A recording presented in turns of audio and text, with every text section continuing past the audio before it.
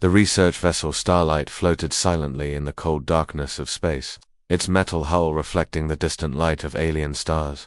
Inside the ship, Dr. Hannah Kim worked alone in the data analysis chamber, surrounded by glowing screens and humming machines. Her dark hair was pulled back in a messy bun, and her tired eyes showed the strain of 3 long months searching through ancient alien records. The planet below them, Kepler 440b, was nothing but a dead rock now, but deep in its crystalline caves lay the abandoned archives of the Galactic Council, filled with secrets that had been buried for centuries. Hannah had volunteered for this mission, hoping to find something important about human history. So far, she had found nothing but boring government files and corrupted data. Still working, Commander Ju-won Park entered the chamber, carrying 2 cups of synthetic coffee. He was a tall man with kind eyes and the confident walk of someone who had spent years commanding ships. "You need to sleep, Hannah. We've been at this for months." Hannah accepted the coffee gratefully but didn't look away from her screens. "Just one more file cluster," she said, her fingers moving quickly across the quantum interface. "There's something here, Ju-won. I can feel it." Ju-won sighed and sat down beside her. The holographic display showed streams of alien symbols flowing like water, most of them broken or incomplete. 3 months of digging through this electronic garbage," he muttered. "All we've found are old tax records and shipping manifests. Maybe the council didn't keep anything important here." But Hannah had stopped listening. Her eyes were fixed on a small data fragment that pulsed with a strange, different energy. Unlike the other corrupted files, this one seemed to be fighting against her attempts to open it. "Wait," she whispered. "This is different. It's not corrupted at all. It's encrypted." Ji-won leaned forward, suddenly interested. "Encrypted? Why would the council encrypt old records?" "Maybe because they didn't want anyone to find them," Hannah said. Her hands moved faster now, running the fragment through every decryption program she had. The process was slow and difficult. The encryption was unlike anything in human databases, built with alien mathematics that hurt to think about. Hours passed. Gi-won brought them food and more coffee, but neither of them ate much. The ship's artificial day cycle meant nothing to them now. They were caught in the grip of discovery, that electric feeling that comes when you know you're on the edge of something important. Finally, after 6 long hours, the encryption cracked like breaking glass. The data fragment opened like a flower, revealing information that made both humans gasp in shock. "Third Sol Planet," Ji-won read aloud, his voice barely above a whisper. The words seemed impossible, hanging in the air between them like a ghost. Population, 8.7 billion humans. Classification, inhabited world. Technological species. Status, sanitized for galactic stability. Hannah's hands shook as she scrolled through the hidden records. The file was enormous, filled with details that shouldn't exist. DNA samples from a world that had never been. Language fragments and dialects no human had ever spoken. Star charts showing the Sol system with 3 inhabited worlds instead of the 2 Mars colonies that every schoolchild learned about. "This can't be real," Ji-won said, but his voice had no strength behind it. "Everyone knows humans started on Mars. The red planet colonies have been our home for over 1,000 years. That's basic history." Hannah barely heard him. She was staring at a holographic projection that had appeared in the center of the chamber. It showed a beautiful blue-green world covered in swirling white clouds. Oceans of liquid water stretched across its surface, and green continents sprawled between them. It was nothing like the red deserts of Mars or the artificial domes where humans lived. "They called it Earth," she whispered, her voice full of wonder and horror. The name felt strange on her tongue, like a word from a half-remembered dream. According to this data, it was destroyed exactly 347 years ago. The implications hit them both like a physical blow. If this data was real, then everything humans believed about their history was a lie. They weren't the proud descendants of Martian colonists who had built cities in the Red Desert. They were survivors of something much worse. "Someone erased our homeworld," Gi-won said slowly, the words coming out like stones. "Not just destroyed it, erased it from every record, every memory, every trace of evidence." Hannah continued scrolling through the files, her face growing paler with each new revelation. There were population records showing billions of humans living on this mysterious Earth, cultural files describing things called oceans and forests and seasons, technology reports showing that Earth's humans had developed faster than light travel on their own, without help from alien civilizations. "Look at this," she said, pointing to a section marked with warning symbols. "It says Earth's humans were considered dangerous, too adaptably, too innovative. They couldn't be controlled or predicted like other species. The final entry in the file was dated 347 years ago. It was brief and cold, written in the clinical language of bureaucrats. Earth sanitization complete. Population relocated to Mars colonies. Memory adjustments successful. Historical records updated. Third Sol planet officially never existed. They sat in silence for a long time, staring at the evidence of their species' greatest loss. Somewhere in the galaxy, someone had decided that humanity was too dangerous to be allowed their true home, so they had taken it away and made everyone forget it ever existed. But they had missed this one file, hidden in the archives of a dead world. And now 2 humans knew the truth about what had been stolen from them. The small moon of Kepler 442b looked like nothing special from space, just another dead rock orbiting a dead planet, but buried deep beneath its gray surface, Hannah and Ju had found something that changed everything. The hidden facility was ancient, its corridors carved from solid stone and lined with technology that hummed with alien power. Someone lived here for a very long time, Giwan said, running his hand along the smooth walls. Strange symbols glowed faintly under his touch, pulsing like a slow heartbeat.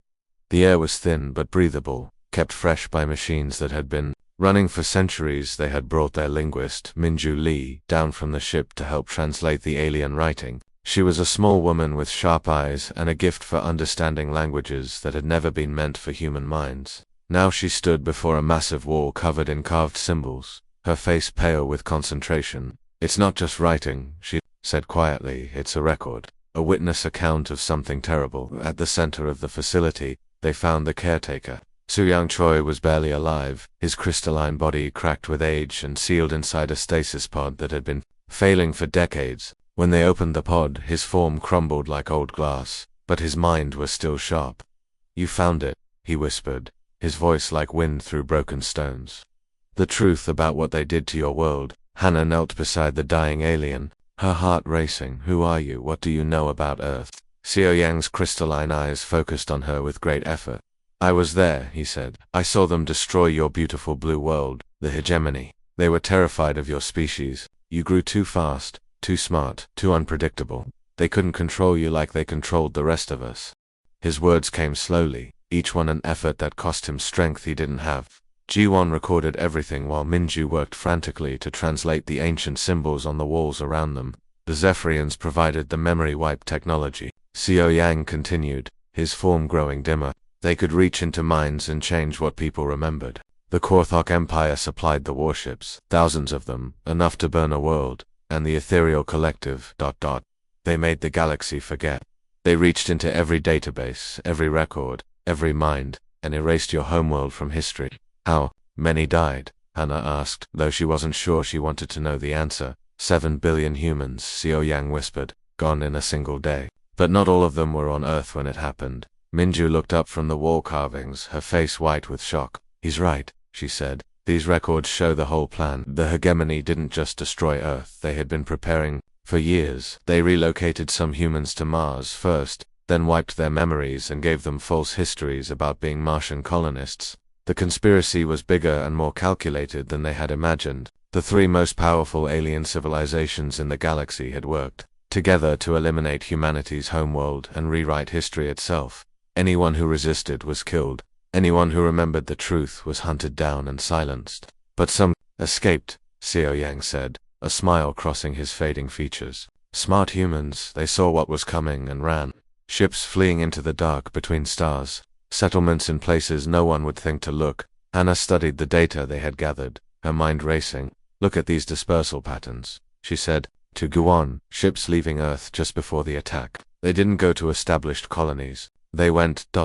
nowhere, into empty space. Jiwan pulled up a galactic map on his portable display, his expression grim.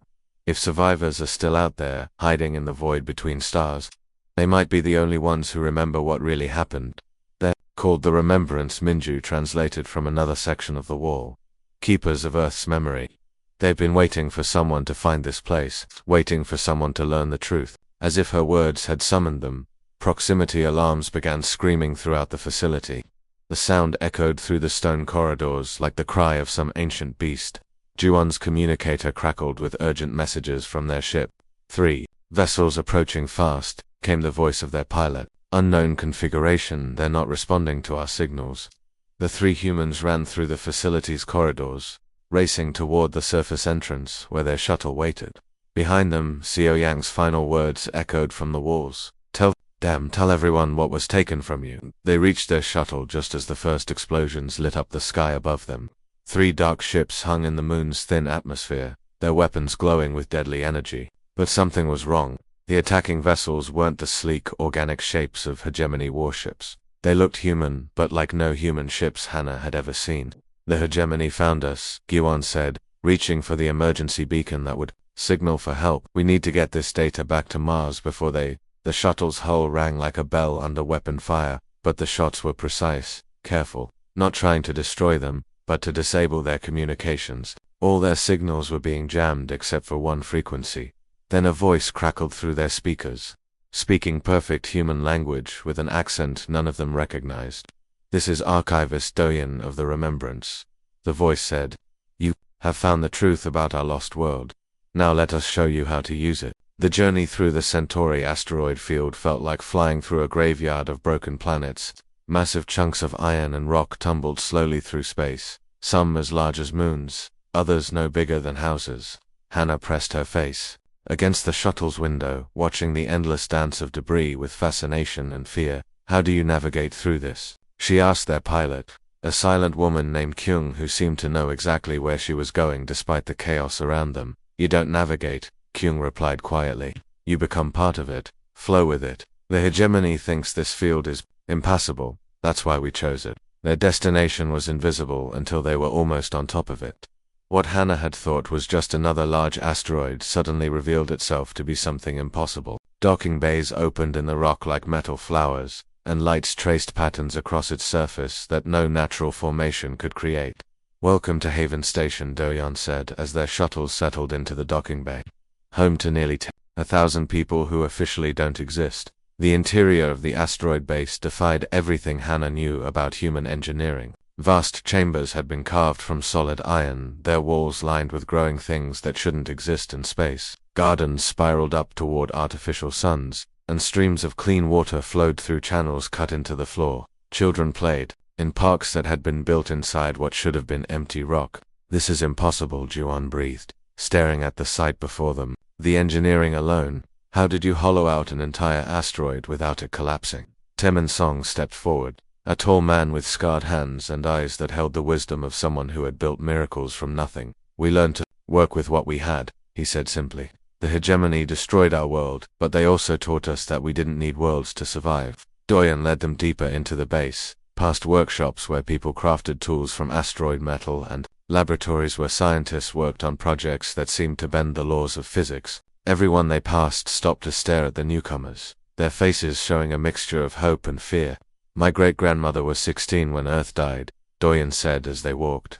"She was one of the lucky ones who escaped in the last ships. She used to tell me stories about our lost world, sunsets over something called an ocean," she said. "Water that stretched to the horizon, colored red and gold by a natural star. Blue sky during the day, with white clouds that brought rain." Hannah felt tears in her eyes as she listened. These people had preserved memories of a world she had never known existed, keeping alive the dreams of a dead planet through 3 centuries of exile. "Rain that fell from clouds instead of atmospheric processes," Doyan continued. "Can you imagine? Water falling from the sky, feeding plants that grew without machines." She said the air smelled different after rain, clean, sweet. They entered a vast chamber filled with display cases and storage units. Minju gasped as she saw what they contained. DNA samples in crystal containers, books written in languages that no longer existed on Mars, artifacts from Earth's lost civilization, preserved with religious care. "We saved everything we could," Doyon explained. "But more importantly, we saved the knowledge. The technology that made Earth's humans so dangerous to the hegemony. The innovations they feared." Unikong appeared beside them, a young woman, who moved with the grace of someone born in low gravity. Her dark hair floated around her face like she was underwater, and her eyes held the deep calm of someone who had never known a natural sky. "I was born here," she said, activating a holographic display that filled the chamber with points of light. "But I know about Earth from the stories. We all do. Every child learns about our lost home." The hologram showed dozens of hidden settlements, scattered across the galaxy. Some were built inside gas giant storms, using the swirling atmosphere for cover. Others were carved into rogue planets that drifted alone in the dark between stars. Still others floated in the empty void, powered by fusion reactors and sustained by closed ecosystems. We adapted, Taman said, his voice filled with quiet pride. The hegemony thought destroying our world would break us. Instead, it taught us to survive anywhere, to become something they couldn't predict or control. But even as they spoke, warning lights began flashing throughout the chamber. Urgent voices echoed from hidden speakers, reporting the approach of unknown ships. "They've found us," Doyen said grimly. "The hegemony hunter-killer squadrons. They've been tracking down our settlements one by one ever since you discovered the truth. They know that if this information spreads, their whole system of control will collapse." Q1 stepped forward, his military training taking over. "How long do we have?" "Hours, maybe less," Yuna replied, her fingers dancing over control panels. "They're moving faster than we expected. The revelation that someone finally found the archives has them scared." "Then we launch the plan now," Doyon decided. "Ready or not." "What plan?" Hannah asked. For the first time since they had met him, Doyon smiled. It was an expression filled with hope and determination that had been growing for 3 centuries. "We tell everyone," he said. "Every human in the galaxy. Every alien species. Every world that has communications. The truth about Earth, about what the hegemony did, and about what humanity really is." "And then?" Hannah asked. Temen's smile was sharp as broken metal. "Then we show them what happens when you try to erase human memory. You create something that can never be forgotten." The communication center of Haven Station buzzed with frantic activity as dozens of technicians worked at their stations. Banks of screens showed signal patterns and transmission data from across the galaxy. The air hummed with the power of machines that had been built for this single moment. "All relay stations are in position," Yuna reported, her fingers flying over the control panels. "We've tapped into 17 major hegemony communication networks and 43 independent systems. When we broadcast, everyone will hear it." Hannah watched in amazement as the technicians prepared their attack on the galaxy's information systems. They weren't using weapons or armies. Instead, they were using the most powerful force humanity had ever possessed. "The truth, the signal will reach every inhabited world simultaneously," Taman explained, checking the final connections. "Mars, the outer colonies, even the alien homeworlds. No one will be able to claim they didn't know." Doyon stood before the main transmission array, holding a data crystal that contained everything they had discovered. 3 centuries of hidden evidence, witness testimonies, and the complete record of Earth's destruction. In his weathered hands he held the power to change the galaxy forever. "Are we ready?" he asked quietly. "Broadcasting in 3 minutes," Yuna confirmed. "All systems are green." The moment came with surprising silence.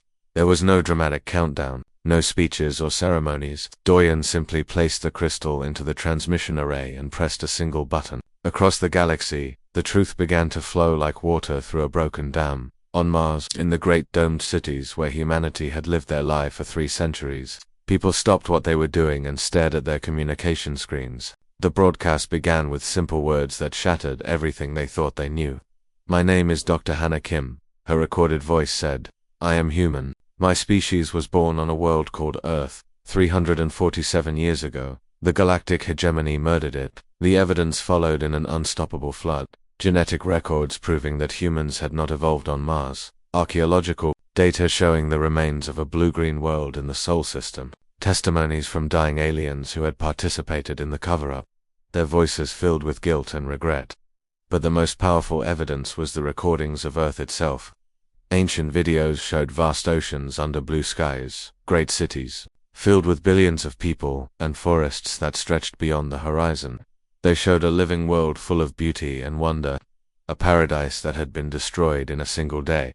The reaction was immediate and explosive. On Mars, crowds gathered in the streets, some celebrating the discovery of their true heritage, others weeping for the world they had never known was lost.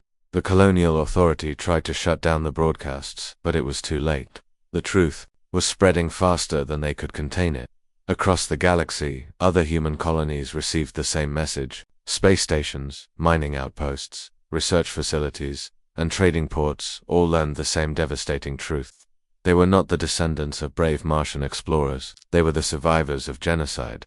But humans weren't the only ones hearing. The broadcast on alien worlds throughout the galaxy Other species watched the evidence with growing horror. The cetacean collective, whale-like beings who had always been suspicious of the hegemony, immediately declared their support for humanity. The insectoid hives, with their perfect collective memory, confirmed that historical records had indeed been altered. "We remember," transmitted the hive queen. "In our deepest memory cores we have traces of the world called Earth. The records were changed, but memory cannot be completely erased." Not all alien reactions were supportive. The Crystalline Confederacy, long allies of the hegemony, denounced the broadcasts as human lies designed to gain sympathy. Other species remained silent, afraid to take sides in what was becoming a galactic crisis. The hegemony's response was swift and brutal. Within hours of the broadcast, hegemony fleets were moving toward human settlements across the galaxy. The message was clear: the truth would be buried again, along with anyone who dared to speak it. "Hegemony forces are attacking the Tau Ceti." Colomelli's came urgent reports through the communication networks. "They're not trying to capture them, they're bombing them from orbit. New Singapore Station is under assault," another voice reported. "The hegemony is targeting civilian populations." But the attacks had an unexpected effect. Instead of silencing the truth, they proved it. Here was the hegemony, exactly as the broadcasts had described them, trying to murder humans who dared to remember their heritage. "They're making our case for us," G1 observed grimly as he watched the tactical displays. "Every attack proves we were right about them." The scattered human colonies, which had never been united about anything, suddenly found themselves fighting for the same cause. Ships that had been rivals for centuries joined together in desperate defense fleets. Mining stations shared their resources with research outposts. Trading companies opened their warehouses to refugees. "Look at this," Yuna said, pulling up a galaxy-wide communication map. "Human colonies are talking to each other like never before. They're sharing resources, coordinates, battle plans. The hegemony wanted to divide us, but they've united us instead." The galaxy was splitting into factions. The hegemony and their loyal allies on one side, humanity and their supporters on the other, and dozens of species caught in between, trying to decide which side offered them a better future. "It's starting," Do-Yun said quietly, watching the reports flow in. "The war we've been preparing for since Earth died." "Will we win?" Hannah asked. Do-Yun's smile was cold and determined. "We already have. The truth is out there now. It can never be taken back or forgotten again. Whatever happens next, the galaxy will remember what was done to us." The war that followed was unlike anything the galaxy had ever seen. The hegemony had prepared for massive fleet battles, expecting humans to fight like every other species they had conquered. Instead, they found themselves fighting ghosts. Human settlements appeared in places that should have been impossible to inhabit, deep inside the swirling storms of gas giants, where the pressure could crush starships. Humans had built floating cities that rode the cosmic winds. In the crushing gravity wells of neutron stars, where space itself bent and twisted, human bases operated using physics that defied understanding. "They're everywhere and nowhere," complained Admiral Vorthok, the hegemony's top military commander, as he studied the tactical reports. "We attack a base on a dead moon and they vanish before we arrive. We siege a space station and it moves to another star system overnight." Taman watched the confused hegemony fleets from the safety of Haven Station, a small smile on his scarred face. "They thought they were fighting the same species they destroyed centuries ago," he said to the gathered command staff. "They never considered what we might become after 300 years of learning to survive in the void." The hegemony's rigid military thinking couldn't adapt to human tactics. They expected fixed positions, organized battle lines, and predictable strategies. Instead, humans fought like water, flowing around obstacles and striking where they were least expected. But the Remembrance had a different plan for victory. In the deepest laboratories of Haven Station, teams of scientists worked on a project that would change everything. They had studied the memory wipe technology that had erased Earth from history, learning how it worked and how to reverse it. "Instead of erasing memories," explained Dr. Sarah Chen, the project's lead scientist, "we're going to make them permanent. Every being in hegemony space will remember the truth about Earth. They won't be able to forget it, deny it, or ignore it." The technology was based on the same alien science that had once stolen humanity's past, but where the original had been used to hide truth, this version would make truth impossible to escape. Every hegemony citizen, every member species, every world in their territory would carry the knowledge of what had been done. The memory implantation began on a small scale. Hegemony prisoners captured during raids suddenly found their minds filled with visions of Earth's destruction. They saw the blue-green world burning under alien weapons. They felt the terror of 7 billion humans dying in a single day. They had experienced the cold calculation of the leaders who had ordered the genocide. "It's working," reported Yuna as the first test subjects were released back to their fleets. "They can't stop thinking about it. The knowledge burns in their minds like fire." The technology spread like a virus through hegemony space. Every captured soldier, every intercepted communication, every diplomatic contact became a vector for the permanent memory. Soon, entire hegemony fleets were paralyzed by crews who could no longer focus on their missions. The Crystalline Confederacy was the first to break. Their species had always prided themselves on their logical, emotionless thinking, but the weight of knowing what they had helped accomplish shattered their collective calm. "We cannot continue," transmitted their Grand Council. "The guilt is unbearable. We withdraw from the hegemony and offer reparations to humanity." Other species followed. The gaseous collective, the metal monks, even some of the core hegemony worlds began to rebel against their leaders. The rigid hierarchy that had held the alliance together for millennia cracked under the pressure of truth. Hannah stood on the observation deck of the memorial station, a massive structure that had been built in Earth's former orbit. Through the transparent aluminum windows, she could see the blue star that had once warmed humanity's lost homeworld. Now it warmed only empty space and the growing monument to what had been taken. "True revenge isn't destruction," she said to the gathered representatives of a dozen species who had come to witness the memorial's dedication. "It's ensuring that justice becomes eternal memory." The memorial station broadcast continuously across the galaxy, telling the story of Earth and its children. But it wasn't a tale of loss and sorrow. Instead, it was a testament to the incredible adaptability of the human spirit. The broadcasts showed how humanity had not just survived genocide, but had evolved beyond what their destroyers thought possible. "Other remembrance," Yuna declared to the assembled fleet of human vessels that had gathered for the ceremony. Each ship was unique, built for survival in impossible conditions. Some were designed to dive into stellar atmospheres, others could phase through solid matter. Still others existed partially outside normal space-time. "We are the children of Earth," she continued, her voice carrying to every human settlement in the galaxy. "We are the dwellers in the void, the keepers of memory. We survived genocide. We thrived in exile. We turned erasure into evolution." The hegemony collapsed within months, not from military defeat, but from the weight of its own guilt. The species that had once conquered worlds couldn't bear the knowledge of what they had done to one small blue planet and its people. But humanity's greatest victory wasn't the fall of their enemies. It was the transformation of their species into something unprecedented. They had become a civilization that thrived in the spaces between worlds, but called the void itself home, that had turned the attempt to erase them into the source of their greatest strength. The galaxy learned a lesson that would echo through the ages. You could destroy a world, but you could never truly destroy the human spirit's refusal to be forgotten.